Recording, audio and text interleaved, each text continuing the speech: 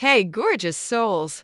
I'm Lily, and I'm about to tell you the most shocking family secret story that started with a random social media scroll and ended with me discovering I had a twin sister my parents had been hiding from me for 25 years. When I saw a girl who looked exactly like me posting photos on Instagram, I thought it was some weird coincidence. But when I discovered the truth about why my parents separated us at birth, I realized I wasn't just finding my missing sister, I was uncovering the most devastating family betrayal imaginable. See, my parents thought they were so clever, keeping Rose and me apart while building completely different lives for us based on their sick social experiment. What they didn't expect was for their secret to be exposed on social media, where their lies couldn't be hidden anymore. When Rose and I finally reunited, we didn't just get each other back, we got revenge on the parents who stole 25 years of sisterhood from us for the most twisted reasons. This story has everything you'll secret twins, social media discovery, family experiments, and the kind of justice that taught two manipulative parents what happens when you play God with your children's lives. Are you ready for this twin revelation? Because this is how you handle parents who think they can split up siblings and lie about it forever. Beautiful souls. Let me take you back to my childhood as an only child who always felt like something was missing, completely unaware that my parents had literally hidden half of my identity from me. I'm Lily Martinez, 25 years old, and I grew up in Portland, Oregon with my parents David and Susan Martinez, believing I was their only child who'd been given all their love and attention. "You're a miracle, baby," my mother would tell me constantly. "We tried for years to have children, and you're our one precious gift. Lily's everything to us," my father would add. "She's our whole world, and we've dedicated our lives to giving her the best possible future." My parents were both successful professionals. My father worked as a research psychologist and my mother was a social worker, and they seemed to pour all their energy into my upbringing and development.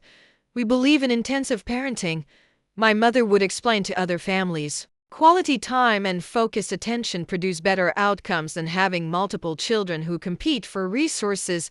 But despite their constant attention and claims that I was their everything, I always felt inexplicably lonely and incomplete. "I wish I had a sister," I would tell my parents throughout my childhood. "Someone who could be my best friend and understand me completely."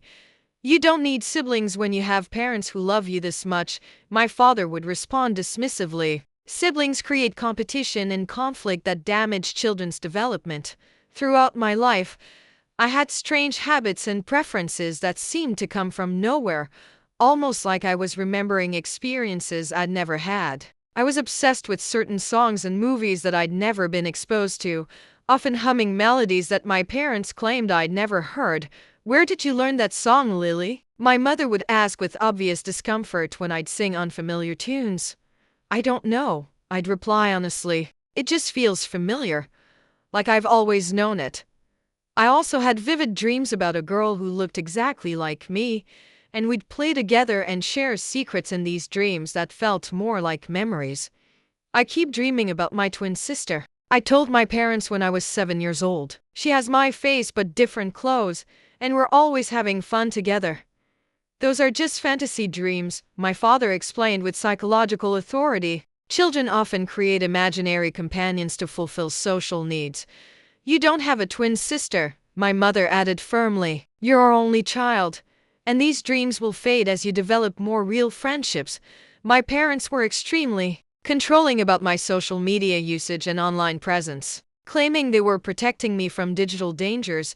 "The internet is full of predators and people who might try to manipulate you," my mother would warn when I asked for social media accounts. Psychology research shows that social media damages young people's mental health and self-image. My father added his professional opinion to justify their restrictions. I wasn't allowed to have Instagram, Facebook, or TikTok until I turned 18, and even then, my parents monitored my accounts closely.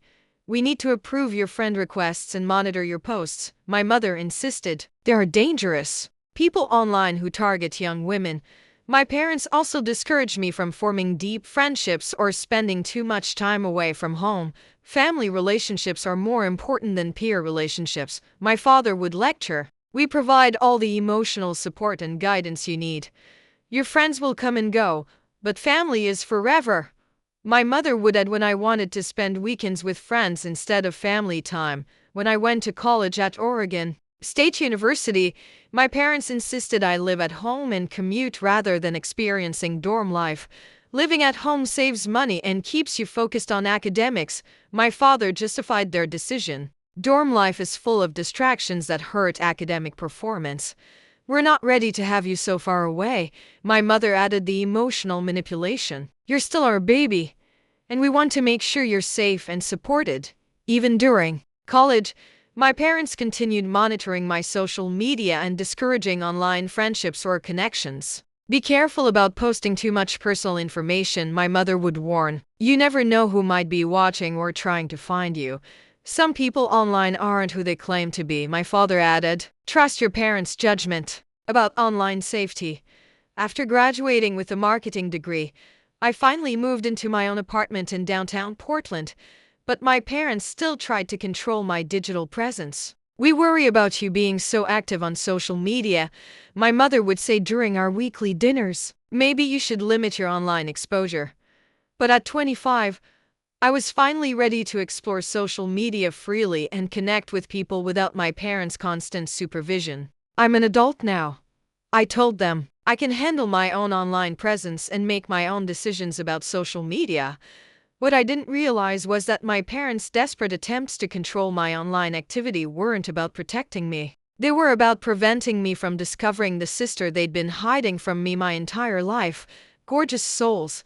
My entire world changed during a random Instagram scroll when I discovered a face that looked exactly like mine but belonged to a completely different life that my parents had kept secret for 25 years. It was a Tuesday evening in March when I was mindlessly scrolling through Instagram's suggested for you section, looking at random profiles and posts.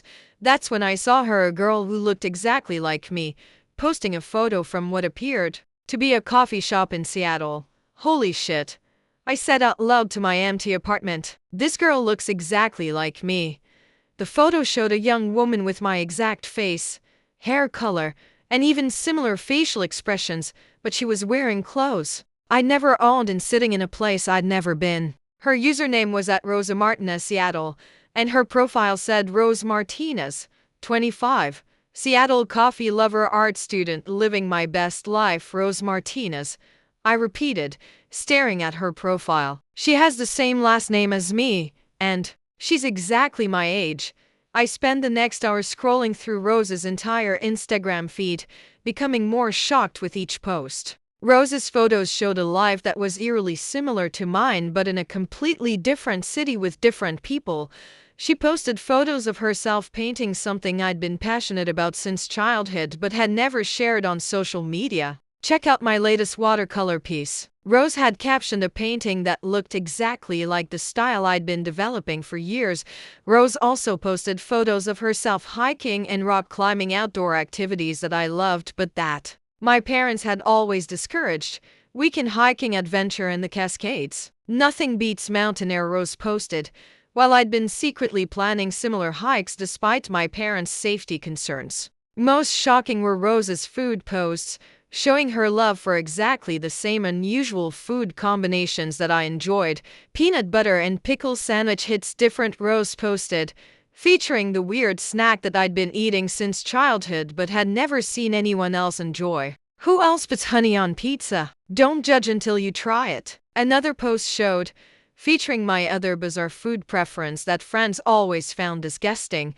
I started looking more carefully at Rose's family photos and discovered people I didn't recognize who appeared to be her parents and relatives.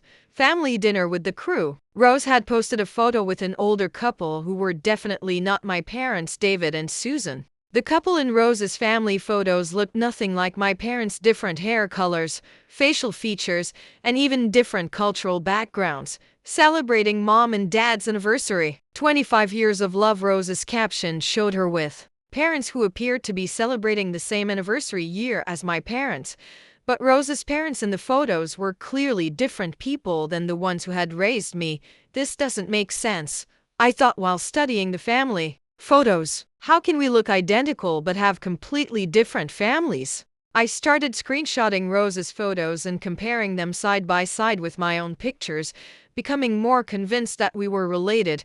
I began analyzing Rose's location tags and timeline posts to understand where she'd been living and when. Rose's earliest Instagram posts were from Seattle, and she'd apparently been living there her entire life based on her photo locations and captions. 20 years in Seattle and still discovering new neighborhoods. Rose had posted for her 20th birthday, indicating she'd been in Seattle since birth. Her posts showed her attending art school at the University of Washington, while I'd been studying marketing at Oregon State. UW art program is challenging but amazing. Grateful for this opportunity, Rose posted from college, while I'd been just 3 hours away in Oregon. The timeline was perfect. Rose and I had been living parallel lives in nearby cities without ever knowing about each other. We've been so close geographically this whole time, I realized. Seattle and Portland are only 3 hours apart. After hours of analyzing Rose's profile and comparing our similarities, I decided to send her a direct message. Hi Rose, this might sound crazy, but I think we might be related. You look exactly like me, and we have so many similarities. Would you be open to talking? I typed and sent before I could change my mind. Rose responded within an hour, and her message made my heart race. OMG Lily, I saw your profile and I've been staring at your photos for an hour. We look like twins. This is so crazy. Can we video chat? Rose replied immediately. We scheduled a FaceTime call for that same evening, and I spent the afternoon preparing for what might be the most important conversation of my life. When Rose and I connected on FaceTime that evening, we both gasped at seeing each other in real time. This is impossible, Rose said, staring at her screen. You're literally my mirror image. I know, I replied, equally shocked. We look like identical twins, but I've been an only child my whole life. Same here, Rose said. My parents always told me I was their only daughter. But looking at you right now, there's no way we're not sisters. We spent 3 hours comparing our lives, discovering hundreds of similarities that went far beyond physical appearance. I've always felt like something was missing, Rose told me. Like there was supposed to be someone else in my life who understood me completely. That's exactly how I felt, I replied. I've always wanted a sister, and my parents kept saying I didn't need siblings, Rose. I think our parents have been lying to us our entire lives, I said as the truth began to dawn on me. We need to confront them and find out what really happened, Rose agreed. This level of deception is unforgivable. We decided to meet in person the following weekend and then confront our respective parents together to demand the truth about our separation. But neither of us was prepared for the twisted psychological experiment that had torn us apart for 25 years. Beautiful souls.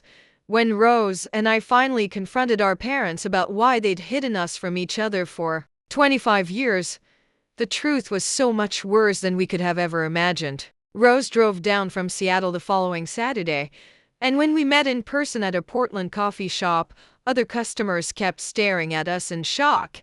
Are you two twins? People kept asking. You look absolutely identical. We're still figuring that out, I would reply, while Rose and I marveled at seeing our exact double in person. Standing next to Rose felt like looking in a mirror, but also like finding a piece of myself that had been missing my entire life. This is the weirdest but most amazing feeling, Rose said as we hugged. It's like meeting myself from a parallel universe. We spent hours comparing every detail of our lives and discovered even more eerie similarities. I have a birthmark on my left shoulder, I showed Rose. Do you have anything similar? Same exact spot. Rose pulled down her shirt to reveal an identical birthmark. This is getting scary. We had the same allergies, the same phobias, and even the same recurring dreams about a missing sister. I've been dreaming about you my entire life, Rose realized. I just never knew you were real. We decided to confront my parents first, since I lived in Portland and could arrange a family dinner without raising suspicion. Mom, Dad, I'm bringing a friend to dinner on Sunday, I told them. Her name is Rose, and I really want you to meet her.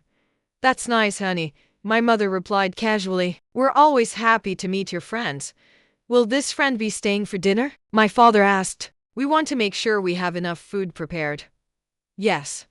And Dad, I think you'll find her really interesting, I said, knowing that their reaction to seeing Rose would reveal everything. Rose and I planned to arrive together and watch my parents' faces when they saw her, knowing that their reaction would confirm our suspicions. If they're shocked to see me, we'll know they've been lying, Rose said. If they act like nothing's wrong, then maybe we really are just coincidental lookalikes. When Rose and I walked into my parents' house together on Sunday evening, my mother dropped the plate she was carrying and my father went completely white. What is this? My mother whispered, staring at Rose in horror. How did you find her? How did I find who? I asked, watching my parents' guilty faces confirm our worst fears. David. She knows, my mother said to my father. Somehow Lily found Rose. Mom, Dad, what are you talking about? I demanded. Why are you acting like you know Rose? My father tried to regain his composure, but his psychological training couldn't hide his panic. Lily, this is complicated, my father said slowly. There are things about your family history that we haven't discussed. Rose is my sister, isn't she? I confronted them directly. You've been hiding my twin sister from me my entire life. It's not what you think, my mother said desperately. We had reasons for our decisions. Good reasons that were meant to protect both of you. Under pressure from Rose and me demanding answers, my parents finally revealed the horrifying truth about why they'd separated us. You were born as identical twins, my father admitted. But Susan and I were part of a research study examining nature versus nurture in child development. A research study? Rose asked in disbelief. You used us as experimental subjects? The study wanted to see how identical twins would develop in different environments. My mother explained their monstrous betrayal. One twin raised by biological parents, one twin raised by adoptive parents. Rose was placed with another family when you were 6 months old. My father continued the explanation. We've been tracking both your developments for 25 years.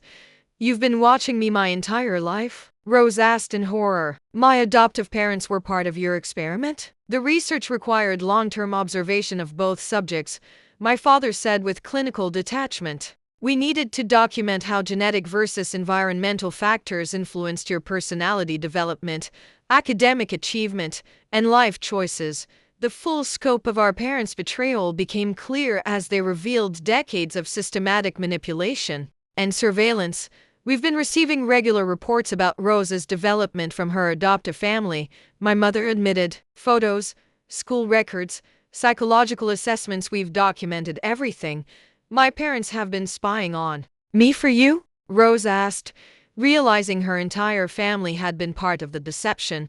The study required comprehensive data collection from both environments, my father explained matter-of-factly. We needed to maintain scientific objectivity while tracking your parallel development. We have detailed files on both of your lives, my mother added. Academic performance, social relationships, career choices, even relationship patterns. My parents pulled out filing cabinets full of documentation about Rose and me, showing photos, reports, and analysis spanning 25 years. This is sick, I said, looking at files labeled Twin A development and Twin B development. You've been treating us like lab rats. The research has contributed valuable insights to developmental psychology. My father defended their actions. Your separation has advanced scientific understanding of genetic versus environmental influences. We also discovered that our parents had built their entire professional careers and financial success on the research data stolen from our lives. Dad, you've published papers about this study, haven't you? I realize the scope of their professional exploitation. The twin separation study has been the foundation of my academic career, my father admitted. I've published 12 peer-reviewed papers and received grants totaling $2.3 million for this research. You've made millions of dollars studying us without our consent. Rose asked in disbelief. Mom, your social work practice specializes in adoption and family separation. I connected more dots. You've been using our story to build your professional reputation. The insights from your case have helped me assist hundreds of families. My mother justified her exploitation. The research has practical applications for social work and family therapy. Our parents had literally built their careers and wealth by studying our forced separation and stolen childhood. You destroyed our relationship for money and professional success. Rose summarized their betrayal. We sacrificed 25 years of sisterhood so you could become famous psychologists, I added, realizing the full extent of their selfishness. Gorgeous souls. When Rose and I realized our parents had stolen our sisterhood for profit and professional fame, we decided to destroy their careers and expose their unethical research to the entire academic community. Rose and I spent the next week gathering every piece of evidence of our parents' unethical research and exploitation. We need to document everything, Rose said as we photographed files, emails, and research papers. They've been violating research ethics and child welfare laws for 25 years. My father's academic papers contain detailed data about Rose and me without any mention of informed consent or ethical approval. Subject A and Subject B were separated at 6 months and monitored longitudinally. His published research read, "No contact between subjects was permitted to maintain experimental integrity. They literally published our private lives without our permission," I realized while reading his academic work. Rose contacted her adoptive parents and discovered they'd been paid $50,000 annually to participate in the study and provide detailed reports about her development. My entire childhood was a lie, Rose told me after confronting her adoptive family. They were paid to raise me and spy on me for your parents' research. We contacted the American Psychological Association and filed formal ethics complaints against my father for conducting research on children without proper consent or oversight. Dr. David Martinez violated fundamental research ethics by experimenting on his own children without consent, approval, or safeguards, our complaint detailed. The study involved deliberately separating twins and preventing contact for 25 years without any ethical review or participant protection. The ethics violation continued. The APA launched an immediate investigation that resulted in my father's professional destruction. Dr. Martinez's research violated every standard of ethical psychological practice. The APA ruling stated, his license is permanently revoked, and his published work is being retracted. Martinez exploited his own children for professional gain while violating research ethics, child welfare laws, and basic human decency.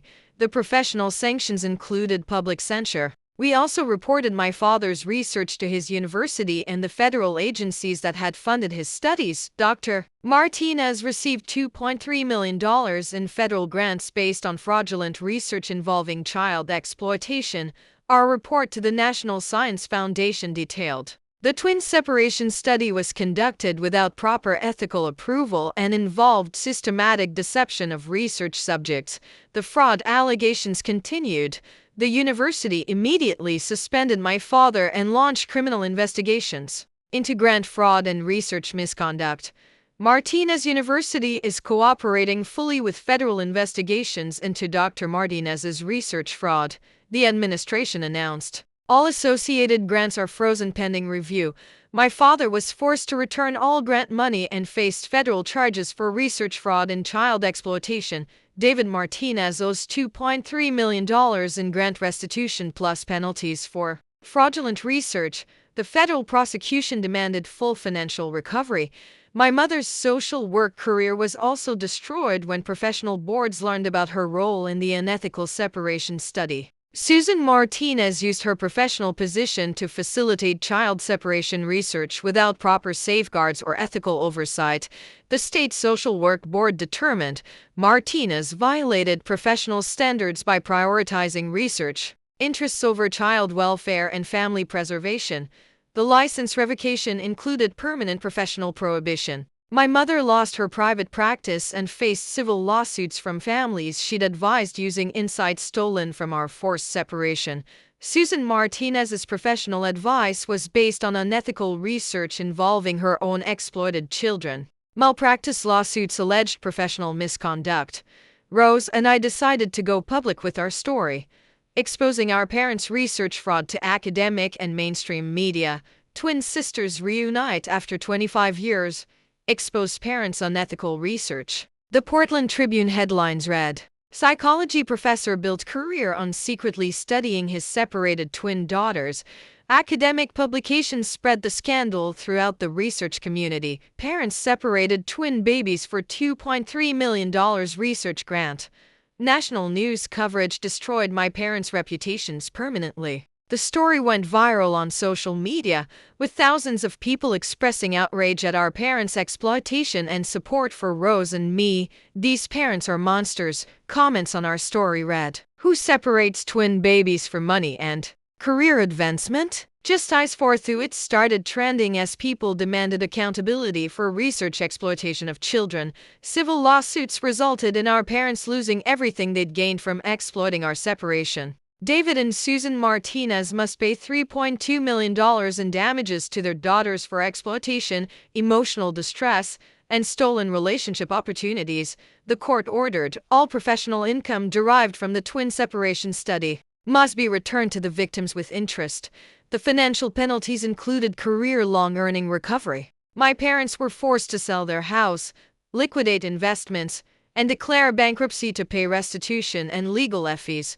The Martinez family home and assets are being seized to satisfy court judgments for child exploitation. News reports covered their financial destruction. Rose and I used the settlement money to establish a foundation protecting children from unethical research and family exploitation.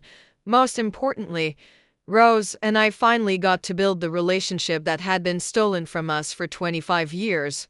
"We have 25 years of sisterhood to catch up on," Rose said as we planned trips, adventures, and experiences together. "Our parents thought they could study us separately, but together we're stronger than they ever imagined."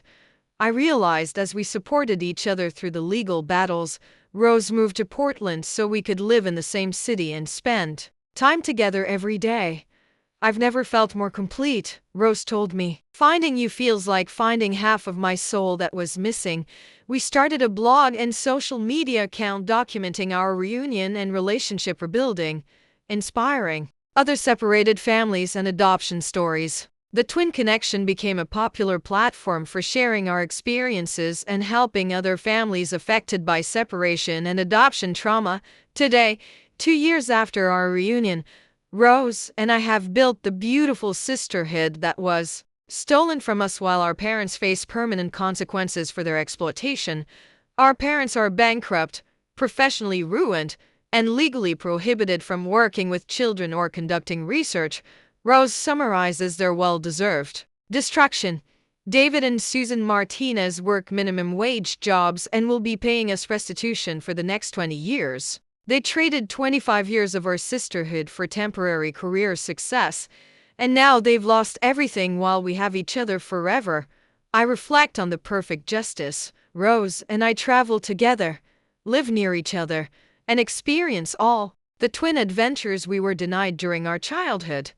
We're making up for lost time and building the relationship our parents tried to destroy.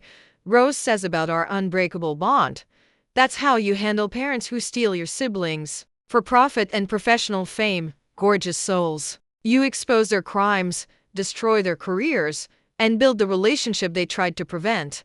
Our parents thought they could separate us permanently for their research benefits. Instead, they created two women determined to seek justice and protect other children from similar exploitation. Never let anyone convince you that family separation is for your own good.